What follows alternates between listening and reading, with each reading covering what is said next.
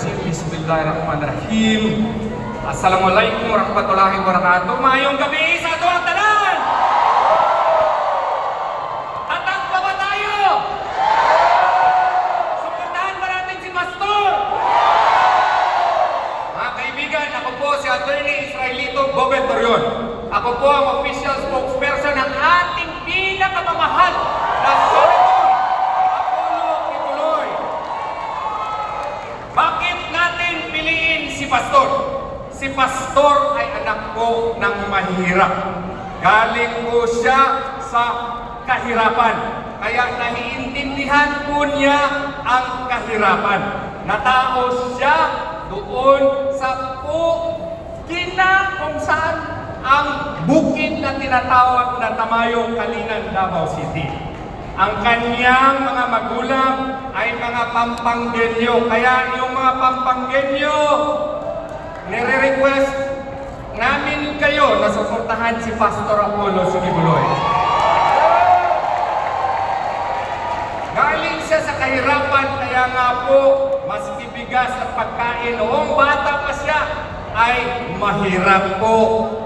Nag-aral siya doon sa parang Maguindanao, kaya yung mga kaibigan natin, salam, na mga Muslim, suportahan natin si Pastor.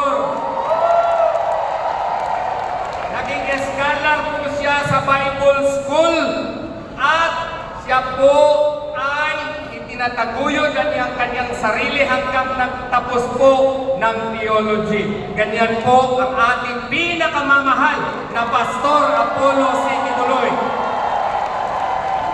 At dahil po sa kanyang mga gawaing mabuti noong 1985, itinayo niya ngayon ang Kingdom of Jesus Christ. Mula sa 15 lamang na miyembro, tingnan niyo po kung gaano nakadami ngayon ang mga miyembro ng Kingdom of Jesus Christ. Present po ito sa buong mundo at ngayon po ay isa sa pinaka-respetado na religious organization sa buong mundo po. Galing po ito sa kahirapan, but right now, it is one of the most improved religious organization in the country and in the world today. Si Pastor Apollo Kibuloy ang nagtayo ng Jose Maria College na isa na pong sikat na eskwelahan dito sa ating mahal na bansa. Kaya nga kami, we are trying our best now to raise money. Bakit po? Kasi ang JMC College Law School po, naging qualifier, isa po sa 6 na colleges and universities na nag-champion sa Asia Pacific at ipadala po kami sa Oxford University sa England. Bakit po nangyari yan? Nangyari yan dahil sa inspirasyon na binigay ni Pastor Apollo Kibuloy sa amin. Ang problema lamang namin, kasi lahat po ng mga bank deposits po ng mga korporasyon ni Pastor at saka pati na nga po sa akin ay freeze po, sinara po. Ganyan po ang aming situation ngayon. Pero alam namin na kaya namin yan sa panalangin lamang. Siya po ang nagtayo ng napakasikat na ngayon na SMNI, di ba po? Ang SMNI lamang ang nagtulong ni Presidente Rodrigo Duterte noong nakaraang eleksyon at saka yung Presidente natin ngayon na nakalimutan na ata niya ang tulong ng ating mahal na Pastor.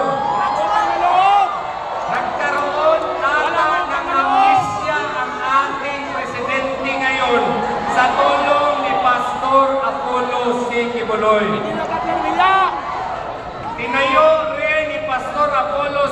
Kibuloy ang Suara Sub, tinayo niya ang Keepers Club International, tinayo niya ang Children's Foundation, at iba-iba pang organisasyon na nandito sa Pilipinas at mag-iba sa ibang bansa. Yan po si Pastor Apollo C. Kibuloy. Meron siyang kaibigan. Hindi lamang kaibigan, kundi para na niyang kapatid. Tinulungan niya noong eleksyon at naging presidente ang ating pinakamamahal na presidente, Rodrigo Duterte. Dahil po sa kanyang suporta ng ating pinakamamahal na presidente, Rodrigo Duterte, at sa kanyang anak, ang ating Vice Presidente, Sara Zimmerman Duterte. Alam na po ninyo kung anong nangyari sa KOJC at sa kay Pastor Apollo C. Kibuloy. Ginawa siyang poster boy ng political harassment of the present administration. Binuhay ang patay na kaso at ngayon siya po ay nakakulong at nagkasakit pa, pero sa awa ni Allah subhanahu wa ta'ala, ngayon po ay recovering na si Pastor.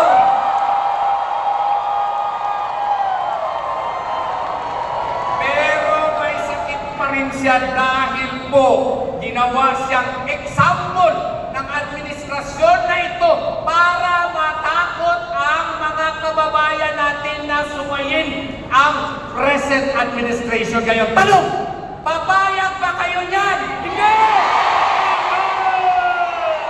Hindi! Kaya nga, from the bottom of our hearts, kailangan natin bigyan ng nakakabinging suporta si Pastor Apollo.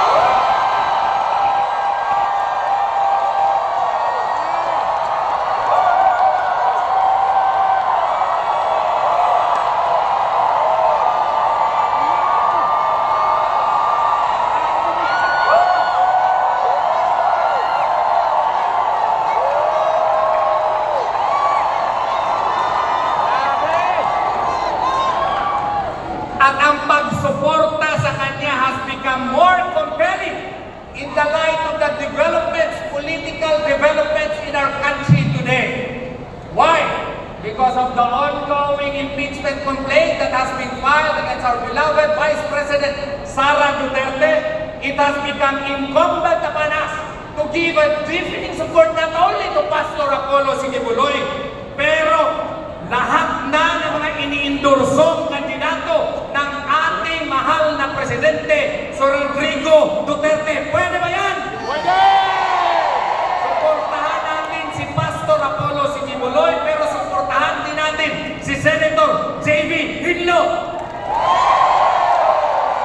Suportahan din natin si Kuya Ipe Salvador. Pwede ba yan?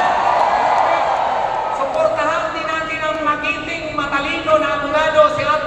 Raul Lambino. Suportahan din natin ang ating pinakamamahal na matapang na general. Sino yan? Si Senator Bato de la Rosa. Suportahan din natin ang gwapo, matalinong abogado. Sino yan? Si Senator Jimmy Bundok. Suportahan din natin ang mga kandidato pang iba. Kundi, sino yun? Yung ating Mr. Malasakit, Senator Bongo. Suportahan din natin yung mahal ni Senator, ni Presidente Duterte. Sino yun? Ang suportado po ng mga katutubo natin, si Senator Kapuyan. At suportahan din natin yung mga party list na nandito po at nagsalita ngayong hapon at ngayong gabi. Pwede ba yun? Bakit po kailangan natin silang suportahan? Suportahan natin sila because just in case yung impeachment complaint po ay ipapatuloy sa next na Senado, kailangan natin ang kanilang suporta para hindi makuha yung required 2/3 vote ng Senado. Kaya kailangan tayo, vote straight tayo ngayong election.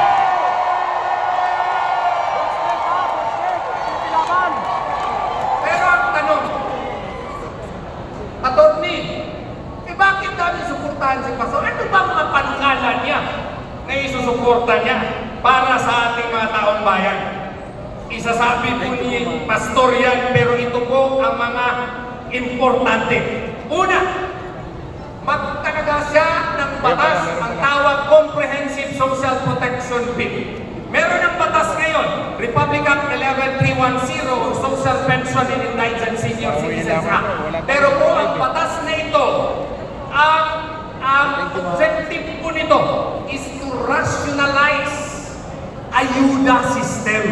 Yung ayuda ngayon kasi, wala pang klarong batas yan. Kaya kung sinong bibigyan ng mga ayuda, yung mga lakas sa kapitan, lakas ng congressman, lakas ng mayor, di ba po?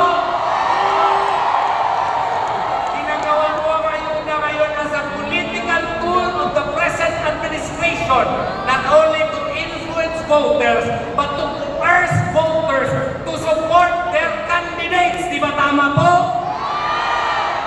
Kailangan po dito sa panukalang batas ni Pastor, i-rationalize ito. Kailangan ang parameters dito na nakasaad na sa batas kung sino ba talaga ang poorest of the poor. Kasi itong mga poorest of the poor ang kailangan talaga ng ayuda ng ating gobyerno. Di ba tama po? Walain dapat yung mga palakasan sa politiko para po yung mga poorest of the poor talaga ang maaayudahan. Ang gusto nga ni Pastor, pag ma-identify ito, dapat may publication requirement din. Pwede makuha ang listahan. Hindi naman ipapublish kasi nakakahiya yun. Kung gusto mo makakuha ng listahan, pwede, available yun. Bakit? Kaya para meron ding remedy. Yung driver ng kapitan, yung kanyang kabit na naging ayuda na, o yung kanyang mga girlfriends, pwede rin questionin doon sa korte para magkaroon ng summary hearing. At kung ma-prove na wala siyang karapatan, pwede siyang tanggalin at palitan. Di ba maganda po? Gusto rin niya na merong regular assessment ng mga beneficiaries. At saka gusto niya holistic ito. Merong healthcare at meron ding housing. Yun ang gusto ni Pastor. Gusto rin niya magkaroon ng trabaho ang ating mga walang mga trabaho. Yun ang gusto ni Pastor. Katulad po sa Kingdom of Jesus Christ, lahat po, halos lahat ay may trabaho kung full-time ministry worker ka.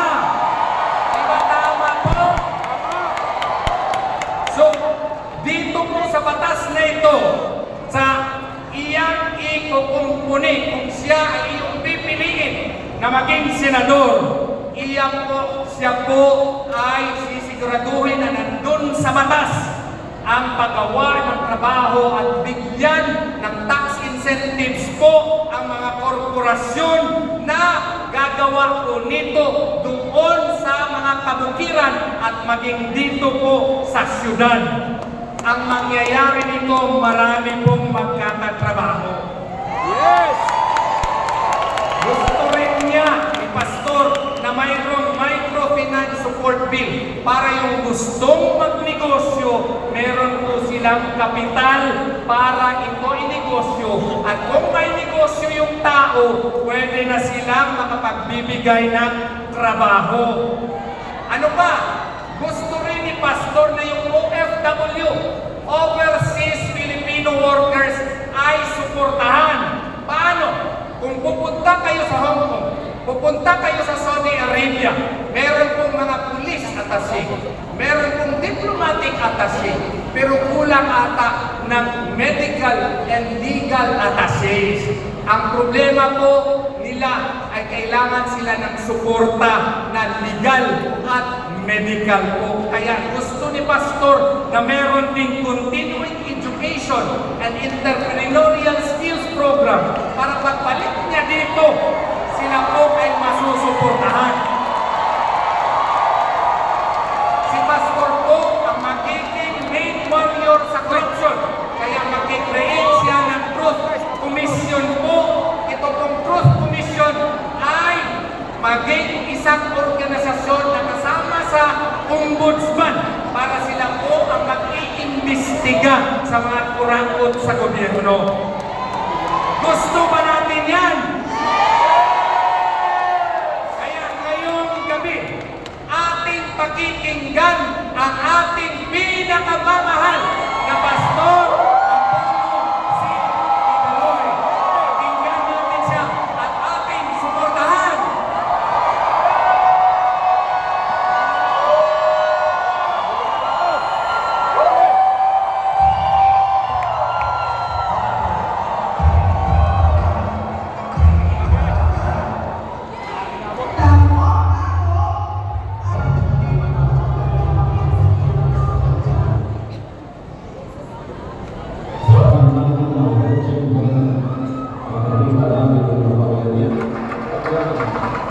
Purihin ang dakilang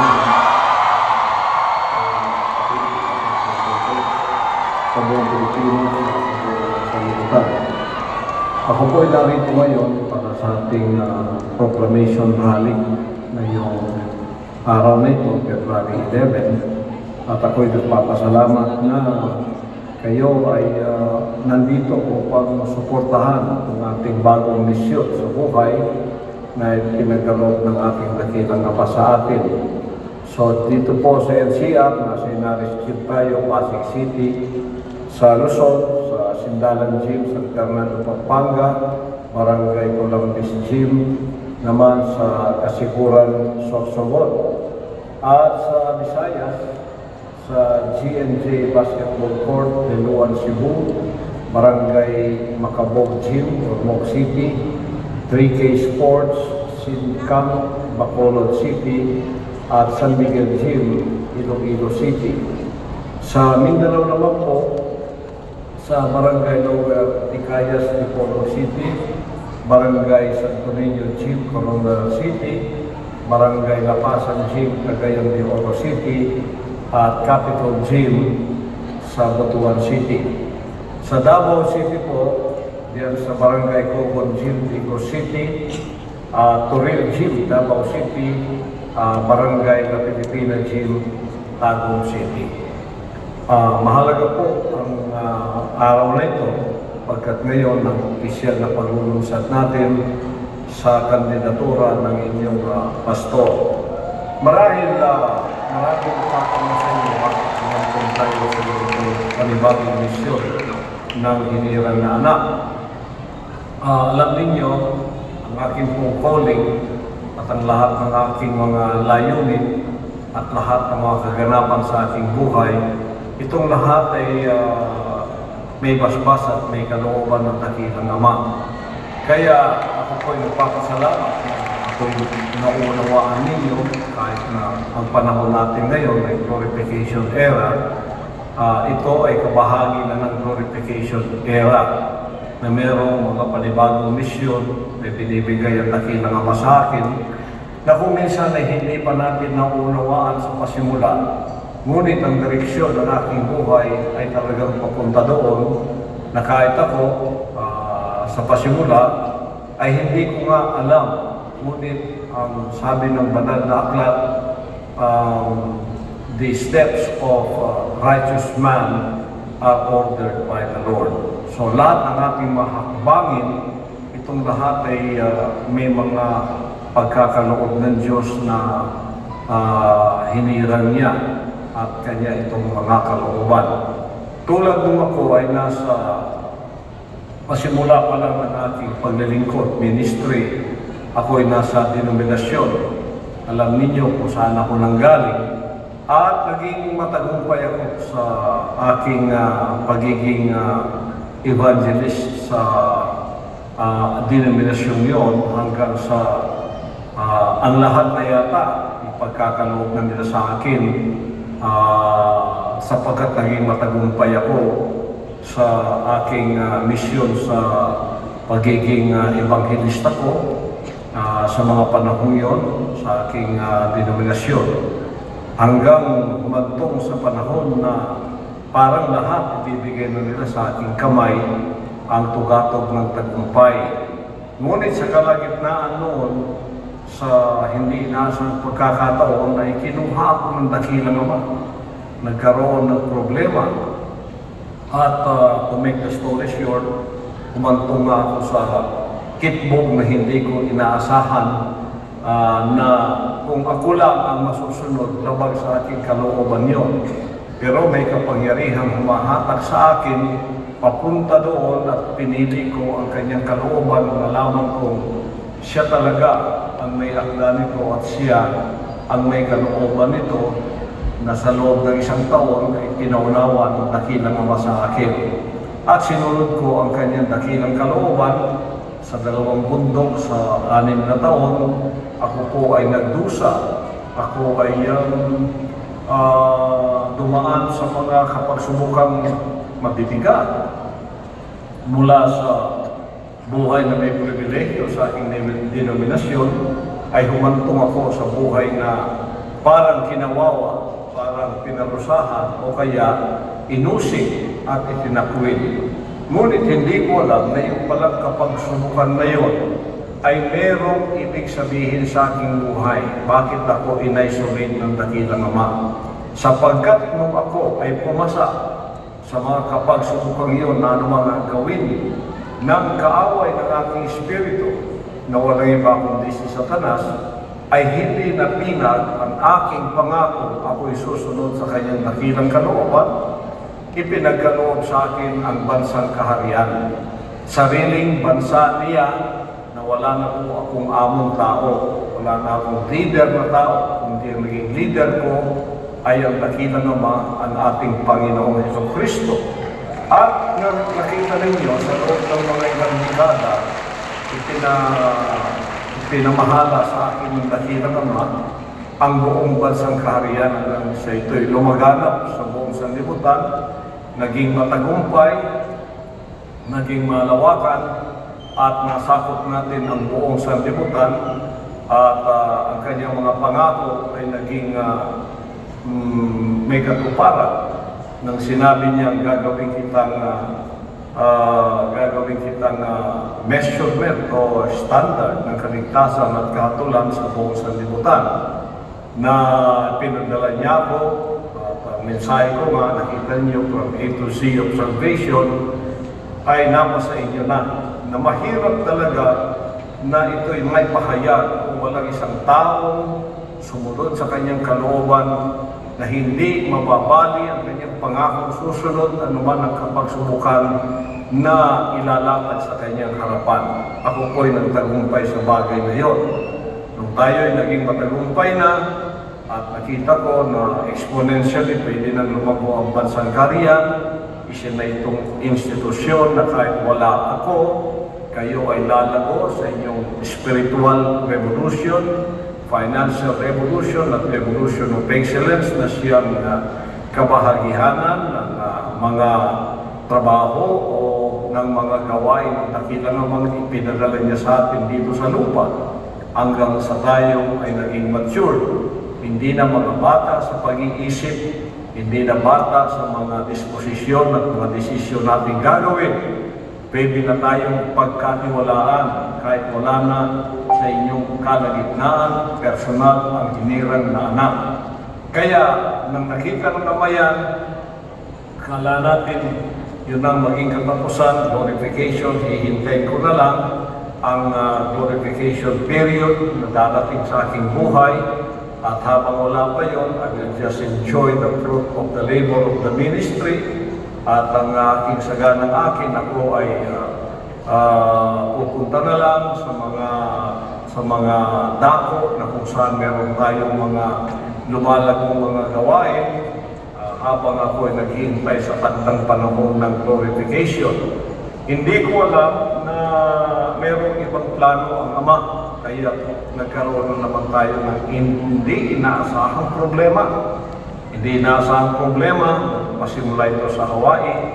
Noong 2018 hanggang sa kasalukuyan, nakita ko ang aking sarili sa isang kalalagyan na hindi ko inisip na ako ay makakapunta sa aking kinalalagyan sa ngayon.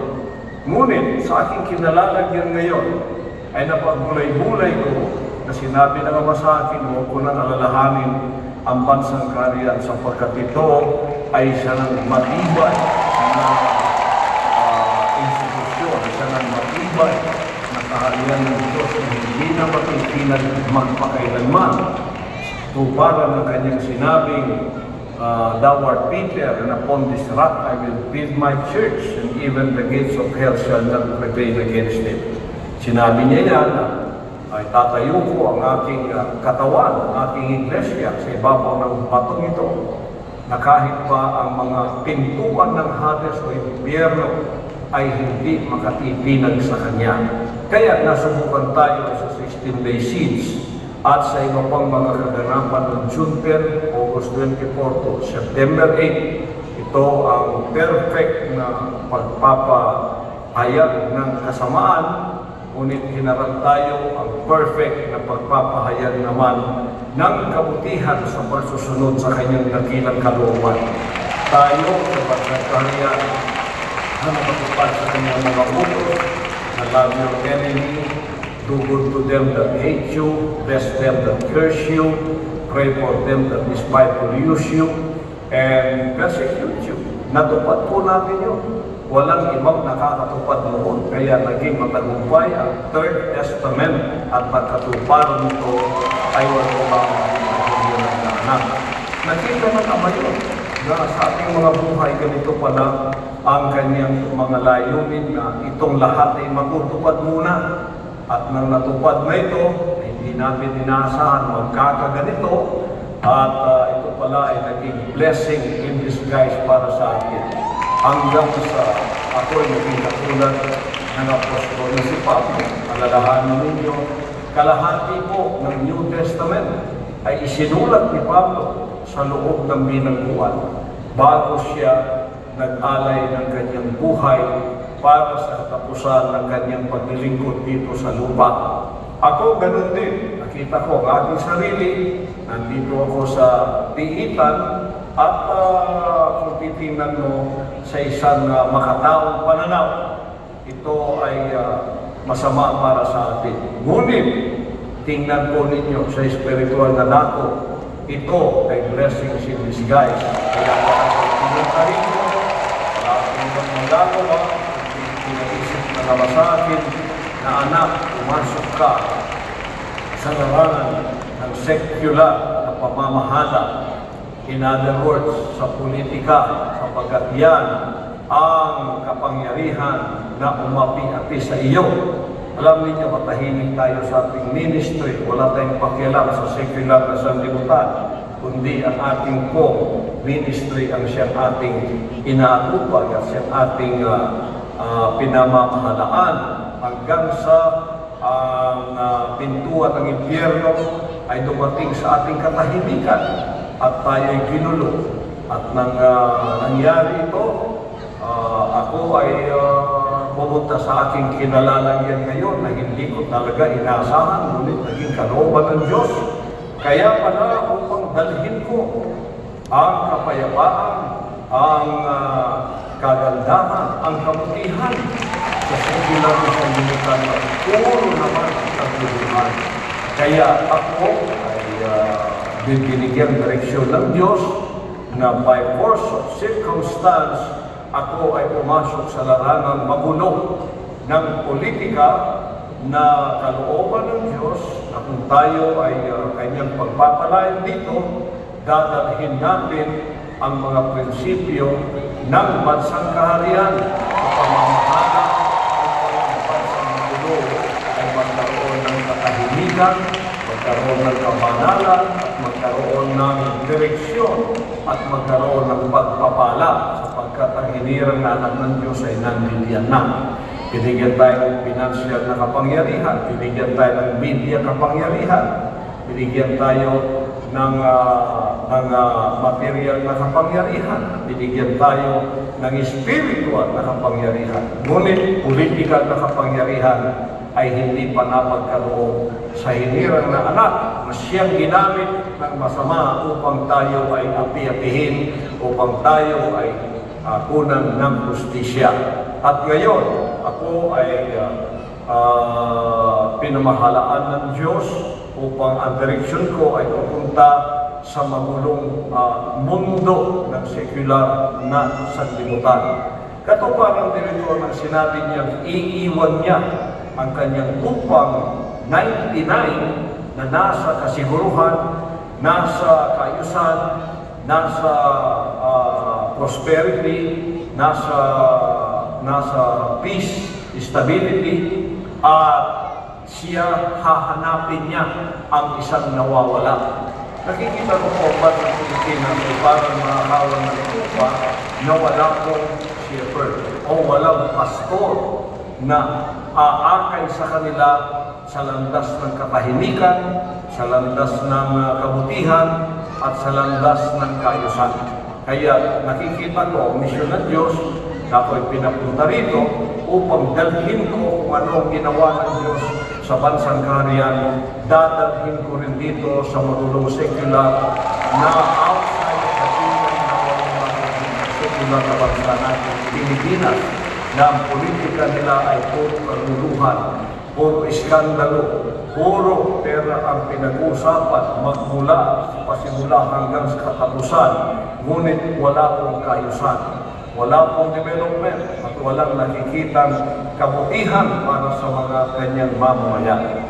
Kaya ako ay binigay ng Diyos bilang asin sa lupang ito, bilang liwanag sa lupang ito, upang naman sila ay makakita ng katahimikan, ng kaayusan, ng kasaganaan, upang makita nila.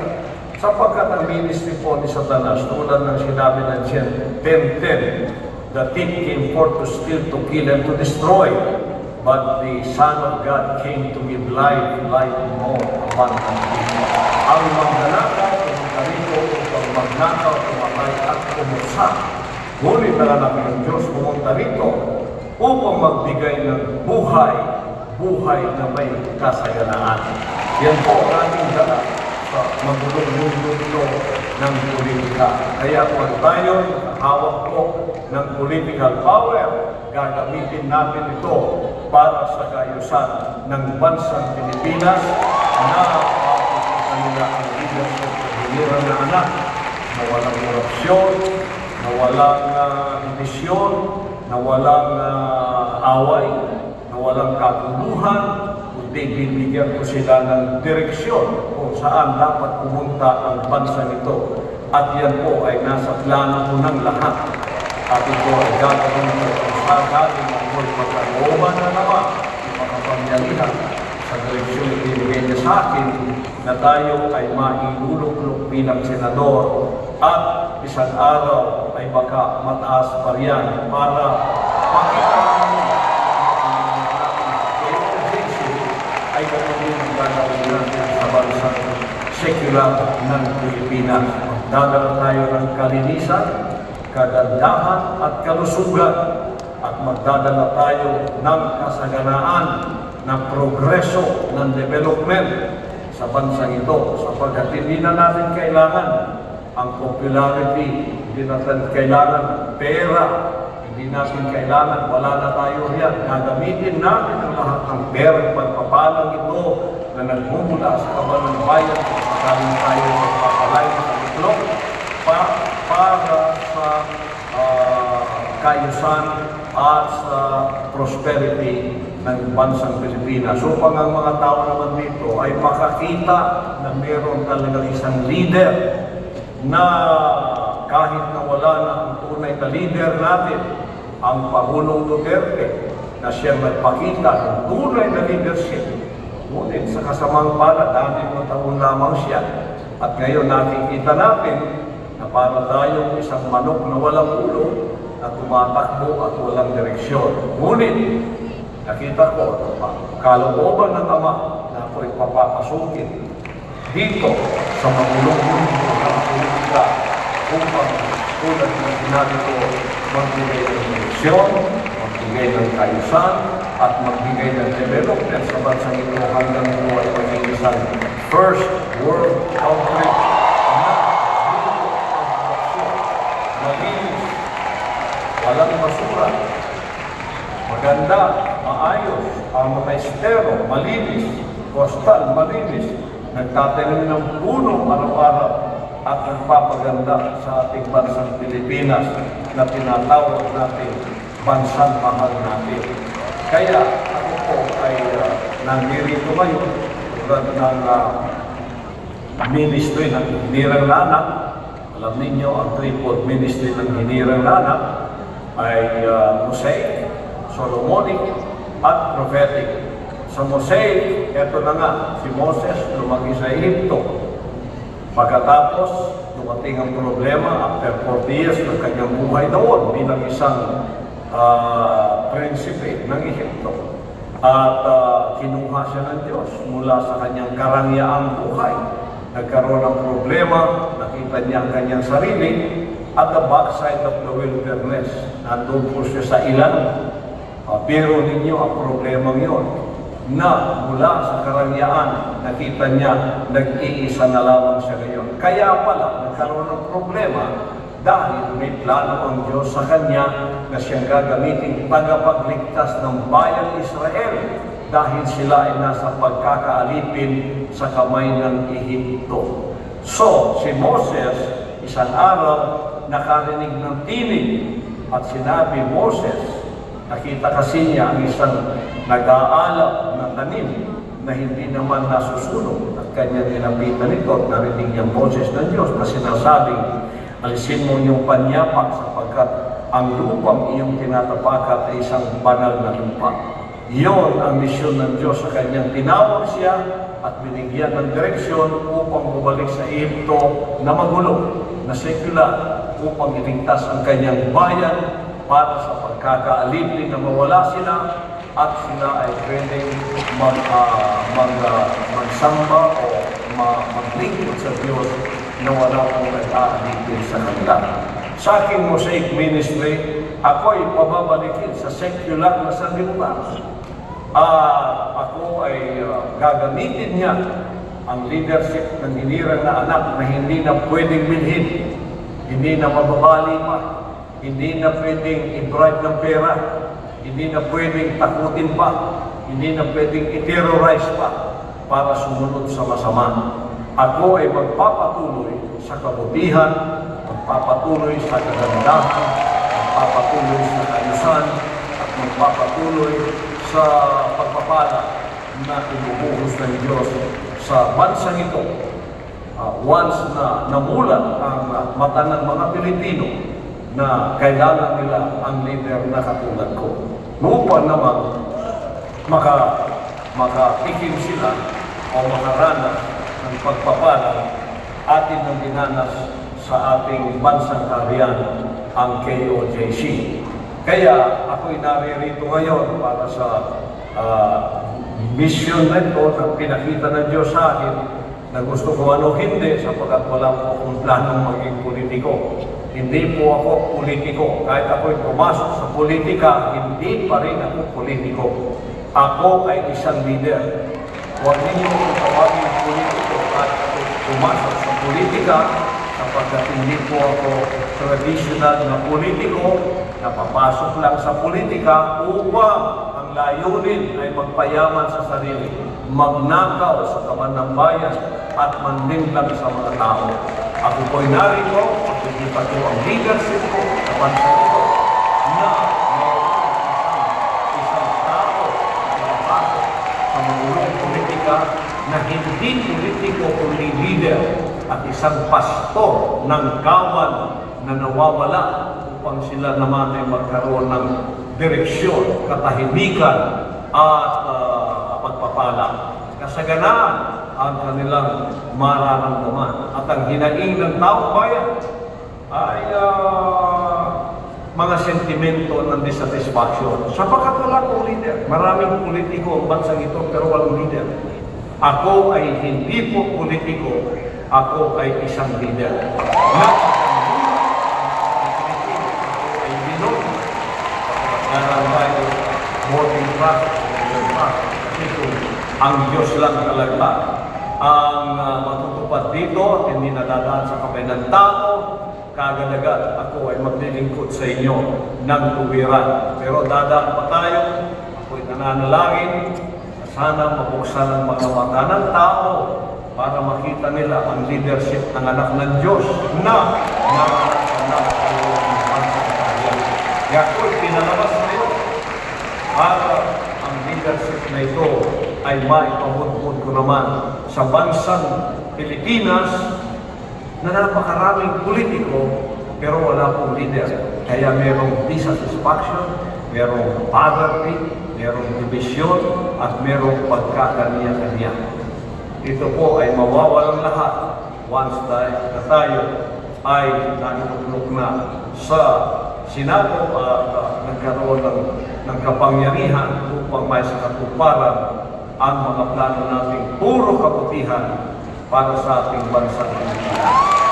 Papasalamat ko ngayon sa akin habang ako ay nasa notification era ay magiging kabahagi ito ng kasaysayan ng bansang kaharian na isang araw mayroong isang tulad ni Moises na ipinadala muli sa sekular na sanlibutan ng Ehipto at iniligtas ang kanyang bayan sa pagkakaalipin ng mga nag-aalipin sa kanila sa karukhaan, sa panlilang, sa kawalang direksyon, at walang kasaganaan. Tingnan ninyo, napakalit ang bansa natin, napakayaman natin sa natural resources.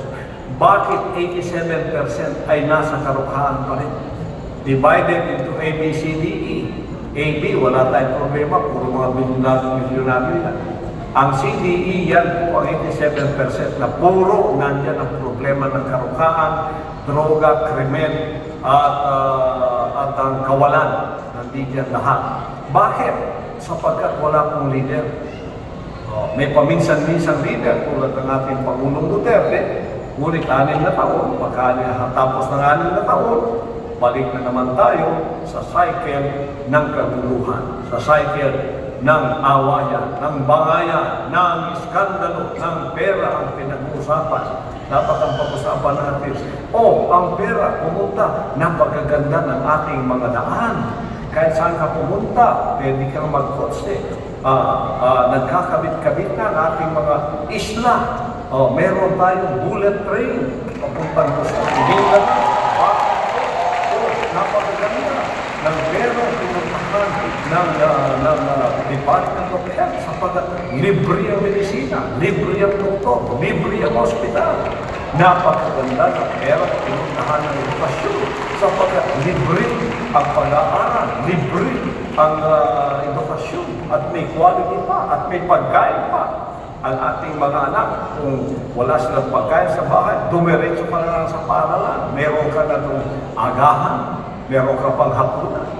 Yun sana, pupuntahan ang maraming pera na kung ka na pasimulan ng taon, hanggang sa katapusan ng taon, iskandalo sa pera kung saan pumunta, hindi natin alam kaya dimandahan dito at dimandahan ko. Sa akin pong leadership, kung ako'y pagkakatiwalaan ng mga tao, tulad ng pagtitiwala ng Diyos sa akin, aalisin po natin lahat yan. Zero at zero pagnanakaw ng pera ng bayan. Ako ang magbabantay sa anumang budget, sa anumang pera ng bayan. Ako ay nananalangin, magkakaroon tayo ng presidente na tulad ni Inday Sara, at yung vice presidente na magkakaroon tulad ng ating papanahin. At ako'y aalalay sa bagay na yan. Kung ako naman ang pagkakalooban ng Diyos ng bagay na yan, lalo ninyong makikita ang mga bagay na inyong hinahanap. Hindi na kayo pupunta sa Singapore, Amerika, at iba pang maunlad na kung bansa, sasabihin ninyo, ganito sana ang aming bansa. At ang aking komisyon, ang mga OFWs ay makauwi ng lahat sapagkat ang trabaho hinahanap nila ay sobra-sobra nandito sa Pilipinas at ang kanilang susweldo hindi ito mas doble sa kanilang pag-aaral. At ang pangarap niya ay magkakaroon ng katuparan once makakita tayo ng isang leader. Hindi politiko, kundi leader. Kung balito na ang isang pumasok sa politika ay politiko na. Marahil ang lahat nandyan pumapasok sa politika, politiko sila. Ako'y pumasok sa politika, may misyon. Hindi po ako politiko. Ako'y leader na magdadala ng kasaganaan, katatagan, kahusayan sa isang mamataan.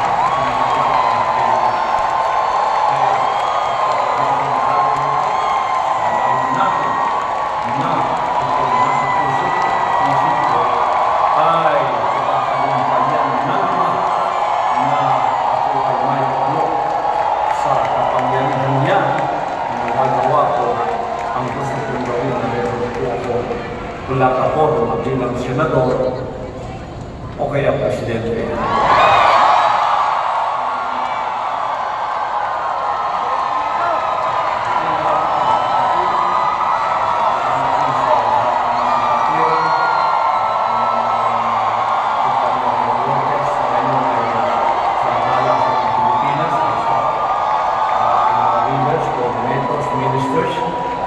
Di lang dito sa Pilipinas, kundi sa buong sanlibutan. Sa lahat ng mga foot soldiers, sa lahat ng Purple Army,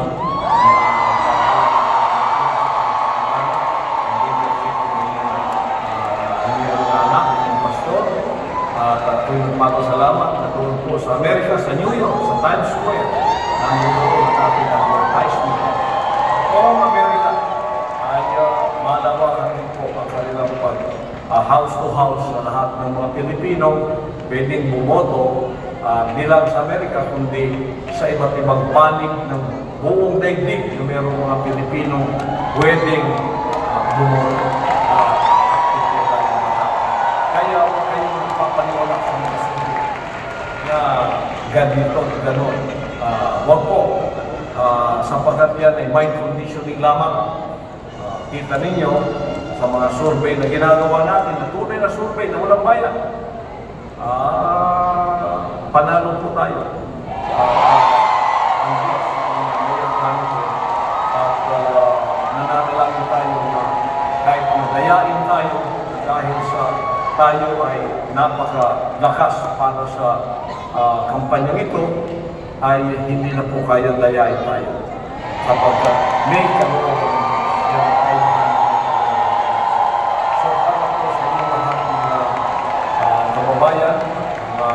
anak ng Diyos, sa buong Pilipinas at sa buong sanlibutan, hindi ko lang iniisip na ito ay isang secular political na misyon.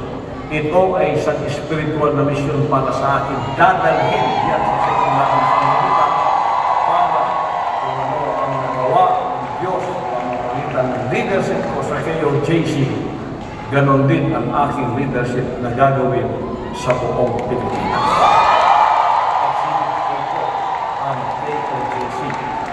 Payapa, ulad, may kasaganaan, mayroong katahimikan, at mayroong direksyon, at mayroong pagmamahalan sa isa't isa. Yan ang nawala sa atin, pagmamahalan. Puro hate ang pinula sa atin ng espiritong masama. Kaya hindi po natin tatantanan ang espiritong nagdadala ng pagkapuot, hatred. Yang mga espiritu ng komunista ay espiritu ng hate to one another. At alam po sa Pilipino, love one another. Kaya natin hindi makikita ang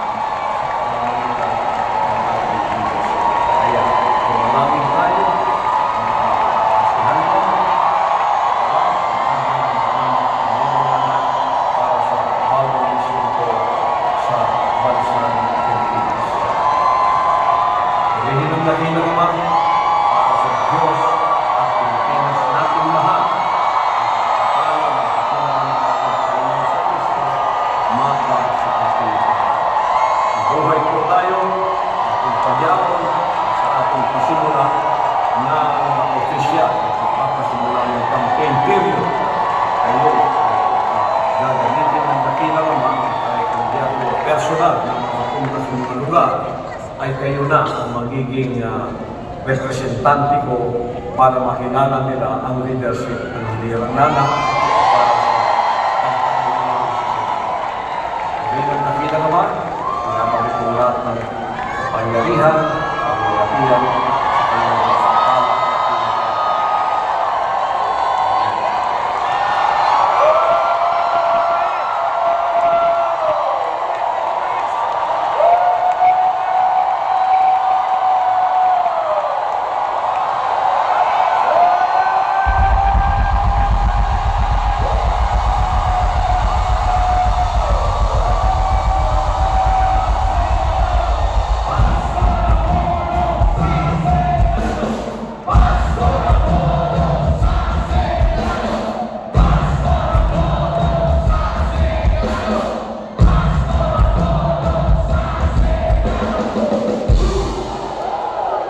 Mabuhay si Pastor Apollo Sikimuloy!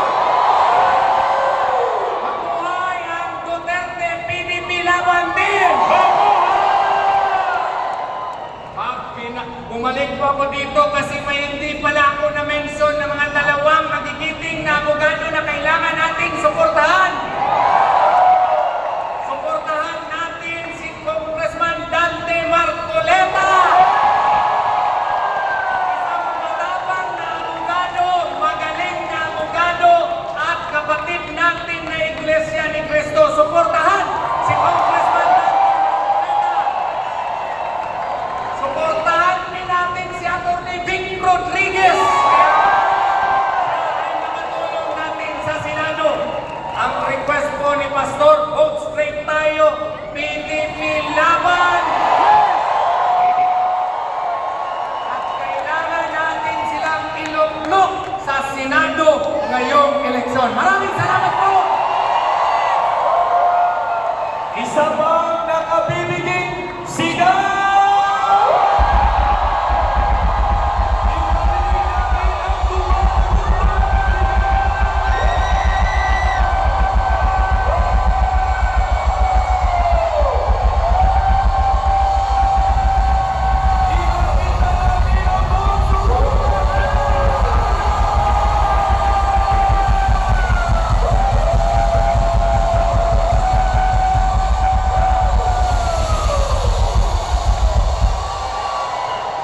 Grabe ang mensahe ni Pastor Apollo Sikimuloy.